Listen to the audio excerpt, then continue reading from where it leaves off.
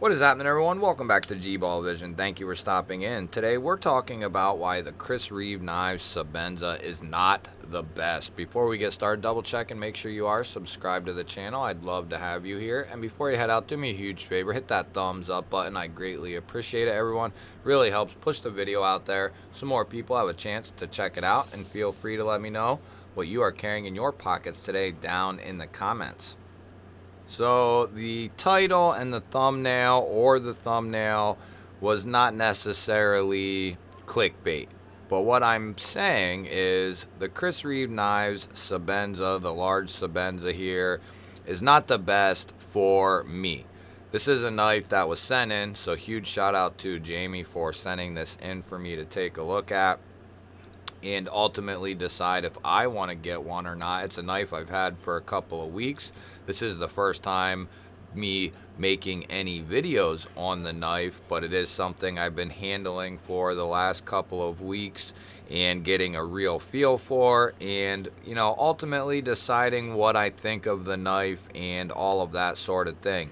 Now this particular one is going to be coming in S45. It's kind of got a high polished tumble finish to it. Dual thumb studs for the deployment. I believe they're using MagnaCut now. And they used S35, S45. They might still be using S45 in some models. This has the black micarta for the secondary handle material on top of that titanium frame. And one thing I can definitely say is when this thing locks out, you can feel that lock bar moving over and securely locking up that blade. That is one thing that is for certain. Another thing, if you have never seen, if you've never seen a Sebenza, you don't know anything about them, this is kind of for you. Don't expect to buy a knife like this and be able to flick the knife out when you get it out of the box. Don't expect to flick the knife out. You're not going to be able to, more than likely. It is going to be a slow roll style of knife or a two-hand opener, one of those two, or flick it out like this and finish it off. But it is going to need quite a bit of break-in. All the tolerances are so tight with the knife. It needs a track broken in. It is going to need some break-in time. The other thing is, don't get this knife and expect it just to, fall all the way closed, because it's not going to. As it breaks in, it'll drop farther and farther as time goes on. This one drops about halfway, and then you can finish it off. But the movement around the pivot is ultimately very smooth, very clean, but you can just tell it's got some very tight tolerances to the knife, which is not a bad thing. Then we have a lower mounted pocket clip there and it's made out of titanium. We'll check that in the pocket here in a moment.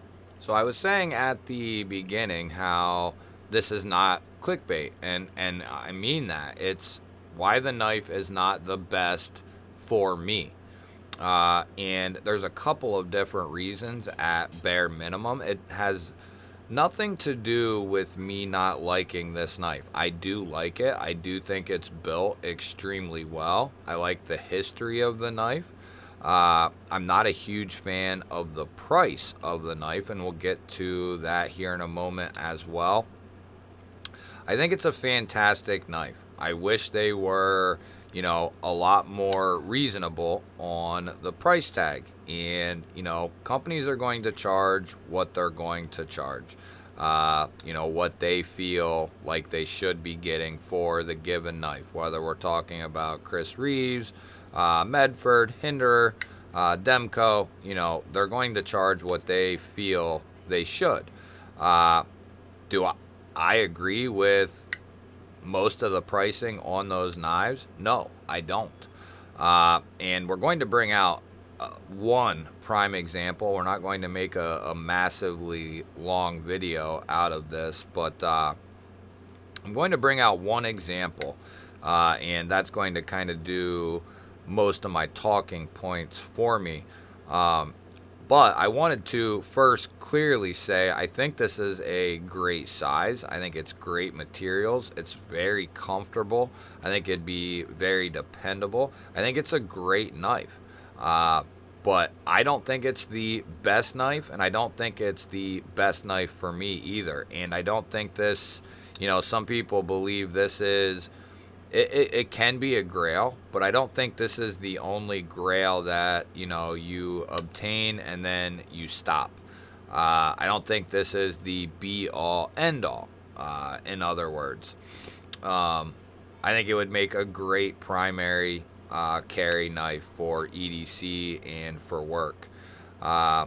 It's very clean, great looking, and keep in mind this is my first experience with a Chris Reeve knife or a Sebenza, any of it. So I'm really soaking this all in on video, but it's a knife I've had in my hand many times. It's very easy to disengage this knife.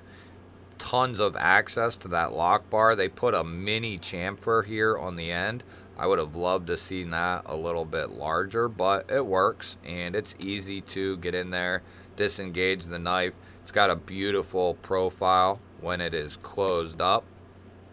And this will mainly be for the people who maybe have never seen one or haven't seen one that much, but take a look at it and see what it looks like in the pocket. It's going to carry fairly well for a lower mounted clip. You'll have a little bit poking out of the pocket there by design. And then the lanyard that comes with the knife, I'm assuming everyone keeps that on there, or most people do, like Jamie has here. I know if I were to get one, I would leave it on as well. And with that all being said, that lanyard there with that little bit of exposure of the knife is going to give you a ton of area to grab a hold of and pull this knife out of your pocket. Also, it'll be great to put the knife back down in your pocket as well. Like I said, ergonomics are fantastic. It's a great aesthetic. I love the onlay look opposed to just the completely sterile one. Those are nice as well, but I like this little bit of micarta here. I like the finish on the blade. I like the blade shape. Great sharpening choil as well. I think it's a fantastic knife. Around the pivot, it's going to need broken in. That's just, that's how it is. That's how these knives work. So let's get to why this knife isn't the be-all, end-all, why it isn't the best, and why it isn't the best for me. And, what is best for me, and that's very subjective. And at this point, at this price point, at this knife, this is a preference, this is a want, this is not a need by any means. Nobody needs a $600 pocket knife. So at this point, this is, you want this, right? So, if I want a USA made knife that is fantastic, that is really well built, that looks awesome, that has all the bells and whistles, the top notch of everything, right? There's lots of places you can look. There's lots of US companies you can look at. But there's one in particular that really, there's a couple that pop up, but there's one that really stuck in my mind when I was thinking about the video for this knife and what I was ultimately going to do. But one company really sticks out in my mind where there's no question about it, where I would spend my money first. No doubt. Just no question. So for the price of, and we could do this all day with different, well, maybe not all day, but we could do this for a little while. But for roughly the same price as this single knife, I can get two American Blade Works in Magna Cut at $64.65 on the HRC with a beautiful finish either which way you look at it. A heavy tumble on the Wharncliffe, and then this beautiful textured finish on the drop point there. Beautiful milling pattern. Great insert, carbon fiber, just a very clean, well-built knife, geared tie backspacer, milled tie clip, just exceptional, small batch, a lot of attention to detail, as is the Chris Reeve Sebenza. A lot of attention, a lot of detail to these knives, right? I would much rather spend my money with American Blade Works first. And that's and that's because I can get just as much, if not more, value out of one of these than I can this knife here. Now, this is not a Sebenza, so you're not going to claim that title of having a Sebenza with one of these. But if that's not your end goal, you know, if that's not your goal, if you're just looking for a high quality, really well made USA, you know, all USA made knife, then there's other companies that you can put very high up on that list that's not going to really kill your bank account, so to speak, right? 300 or so is a lot easier to swallow than 600 or 500 or 650 or 700. You know, it's hard to say with Chris Reeves, but you can get one of these in lesser handle materials for like 220. Just that is one. That's the biggest reason right there is I can go out and get one of these for half the price and get all of and possibly more out of the knife than the Chris Reeves. You're going to get extremely good fit and finish, ergonomics, materials, attention to detail, and it has things that I appreciate about it, like extremely snappy action. Now, not everyone's worried about that, but even if I'm not someone who wants to fidget with my knife, I want to be able to get it out and flick that bad boy open, one way or the other, whether it's thumb studs or whether it's a flipper tab. I want to be able to flip that knife open and get it out and make the cut. The other thing is these are going to need a tiny bit of break-in as well, but not near as much, especially the button lock. But the liner lock edition here is still going to, with a little bit of, you know, emphasis on the shake, it is going to ultimately fall closed without you doing anything but those little shakes. You don't have to worry about trying to finish closing the knife or anything like that. And that may break in to the point where you don't have to do a whole lot. But just some extra touches with these knives that I much prefer.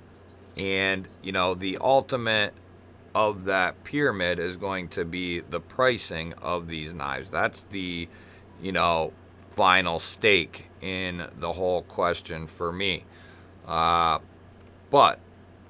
is that saying, you know, not to go get a CRK or that they're bad knives or something like that? No, I don't think that at all. But I do think they are overpriced. And I do think there are better options out there, and American Blade Works being one of the options. I think there are other options out there in this same classification, and then other styles as well. You know, as far as the knife itself, if we're talking USA made, like Hogue and Spyderco, there's different styles. But you can get an insane amount of value out of the knife for a way better price tag. If these were a little bit better priced, I would be a lot more accepting of the knife. But, you know, if we compare the knives themselves, I just don't think there's any comparison. And yeah, you could say a button lock, liner lock compared to a frame lock isn't going to be as strong. And maybe not. But most of you watching this are not going to ever push any of these locks to its limits anyway. You know, if done properly, these locks are going to hold up very, very well. So, yeah, I do agree with that, but is that something that you personally are going to need? And trust me, I've tested these two knives, and they are extremely strong and well-rounded when it comes to both of their locking mechanisms. And you may disagree with me wholeheartedly, and you know, but that's how I'm thinking, and that's how I'm feeling. You know, even include all the history of the knife and whatever it's, you know, accomplished. I just think there's, at this point in time, I think there's better options out there. I think the Sebenza is kind of like, in my opinion, you know, I might get killed in the comments for this video, and that's alright, but I kind of think of it more like a Buck 110, that it's still iconic, it still works today, but there's just better stuff out there than it, you know, than the Buck 110, than the Sebenza. I think at one point in time, this probably definitely held, you know, the top spot.